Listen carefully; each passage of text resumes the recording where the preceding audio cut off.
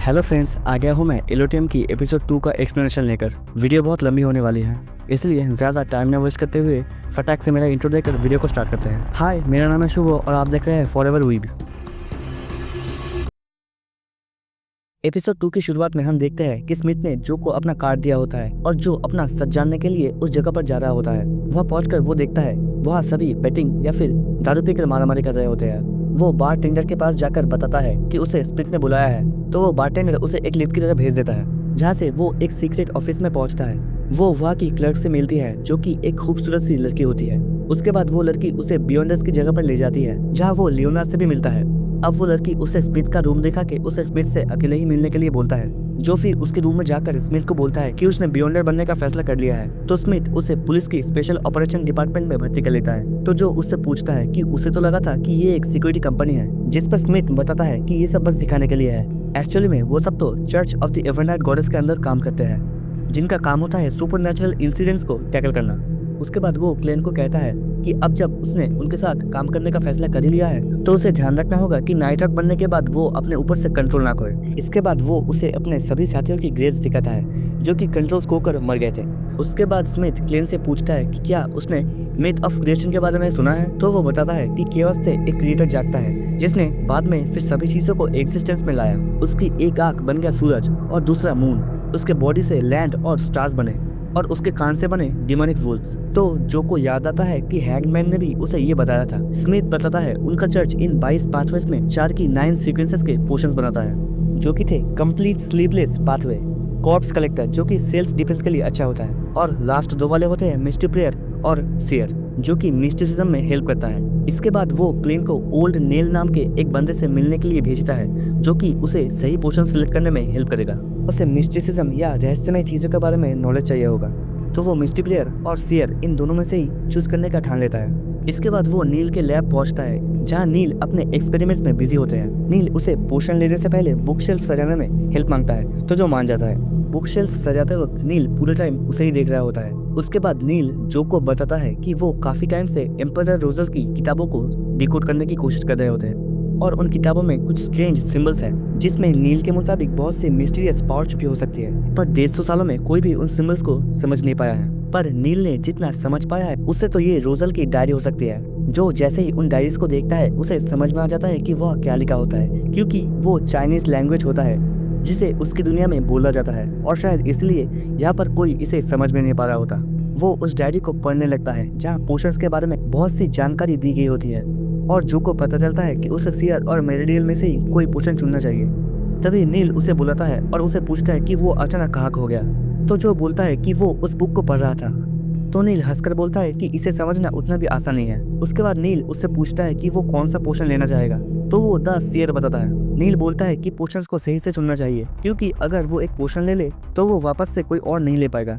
तो जो बताता है कि उसने फैसला कर लिया है। उसके बाद नील एक मशीन में कुछ इंग्रेडिएंट्स डाल के पोशन बनाना स्टार्ट करते हैं, जिसमें से बहुत सी रोशनी निकलने लगती है, और आखिर में पोशन बन के तैयार हो जाता है। जो उसे लेने से पहले थोड़ा घबरा जाता है। तो नील बताता है कि उसे डरना नहीं चाहिए, नहीं तो वो पोशन को ठीक से एब्जॉर्ब नहीं कर पाएगा।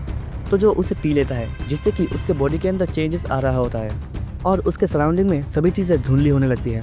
तो नील उसे फोकस करने के लिए बोलता है और किसी ऐसी चीज़ को सोचने बोलता है जो कि बहुत ही कॉमन है।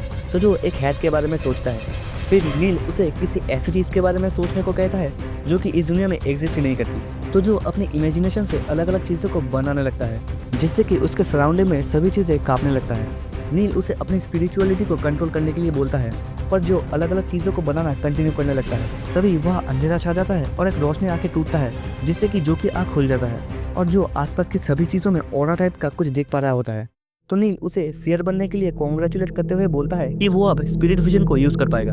उसके बाद जो के सर में अचानक दर्द होने लगता है, जिस पर नील बताता है ज्यादा स्पिरिट विजन को यूज करने पर उसके स्पिरिचुअलिटी पर असर पड़ सकता है, और ये भी बताता है कि वो अपने फोरहेड पर 2 बार टैप करके अपने स्पिरिट विजन को ऑन ऑफ कर सकता है। तो जो ऐसा ही करके उसे ऑफ कर देता है। उसके बाद नील उसे कुछ डीमन हंटिंग बुलेट्स देता है, जिसे लेकर वो स्मिथ के पास चला जाता है, जिसे नील ने पहले से ही बता दिया होता है कि क्लेन ने ठीक तरीके से पोशन को यूज करना सीख लिया है। स्मिथ बोलता है कि वो ऑफिशियली नाइट हॉक बनने से पहले एज ए क्लर्क काम करेगा, और उसके सैलरी को एडवांस में ही दे देता है। उसके बाद स्मिथ उसे एक छड़ी खरीद के उसे अपने डेली टास्क को परफॉर्म करने के लिए बोलता है, उसके बाद जो बाहर निकलता है जहाँ लियोनार्ड उसे एक कैरेज में उठा के ले जाता है। लियोनार्ड उसे बताता है कि उन्हें अभी अभी एक लड़की की किडनैपिंग का केस मिला होता है और अभी वो लोग उसे ही इन्वेस्टिगेशन करने जा रहे हैं। तो जो उससे पूछता है कि वो लोग तो बियॉन्डस है ना, तो फिर वो लोग ऐसे काम क्यों कर रहे हैं। जिस पर लियोनार्ड बताता है कि बाहर की दुनिया के लिए वो लोग एक सिक्योरिटी कंपनी के एजेंट्स हैं और वैसे भी उस लड़की के फादर उनके पुराने कस्टमर हैं। उसके बाद लियोनार्ड उसे उस लड़की के कपड़े देकर उसे ढूंढने के लिए बोलता है, क्योंकि सियर की पावर लोगों को ढूंढ सकता है।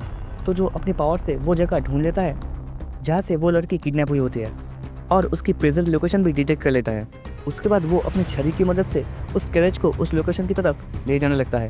वो दोनों उसके बाद एक घर के सामने पहुंच जाते हैं, जो फिर अपने स्पिरिट विजन की मदद से उस रूम को ढूंढ लेता है जहाँ वो लड़की हुई होती है और उसे दिखता है कि वहाँ पर 2 और बंदे भी होते हैं। उसके बाद लियोनार्ड उस दरवाजे को तोड़ देता है और उन 2 बंदे को अपनी ही मौज में खूब करके पेलने लगता है, जो फिर उस बच्ची को आज़ाद कर देता है। लेकिन तभी कहीं से एक इनविजिबल सा पंखा आकर वहाँ पर टूट जाता है और उसके टूटते ही वो 2 बंदे स्ट्रेंज हरकतें करने लगते हैं और धीरे धीरे एक मॉन्स्टर में तब्दील होने लगते हैं। उसके बाद लियोनार्ड उस मॉन्स्टर को मारने जाता है पर वो गायब हो जाता है। तो जो उसे अपनी पावर से डिटेक्ट कर लेता है। वो मॉन्स्टर फिर जो पर हमला करने ही वाला होता है, लेकिन तभी जो अपने गन से उसे गोली मार देता है। गोली मारते वक्त जो थोड़ा घबरा गया होता है क्योंकि ये उसका फर्स्ट टाइम है। इसके बाद वो मॉन्स्टर बाहर निकल जाता है, लेकिन लियोनार्ड उसे एक रेल में ले जाकर सुला देता है। उसके बाद वो दोनों उस बच्ची को अपने फादर के पास भेज के उस जगह को इन्वेस्टिगेट करने लगते हैं, जहाँ एक वक्त लियोनार्ड क्लेन से बोलता है कि वो उसे पसंद आया। तो जो घबरा कर वहाँ से भाग जाता है। उसके जाते ही हम देखते हैं कि लियोनार्ड किसी से बात कर रहा होता है, जो कि पूरे वक्त क्लेन को ही देख रहा था।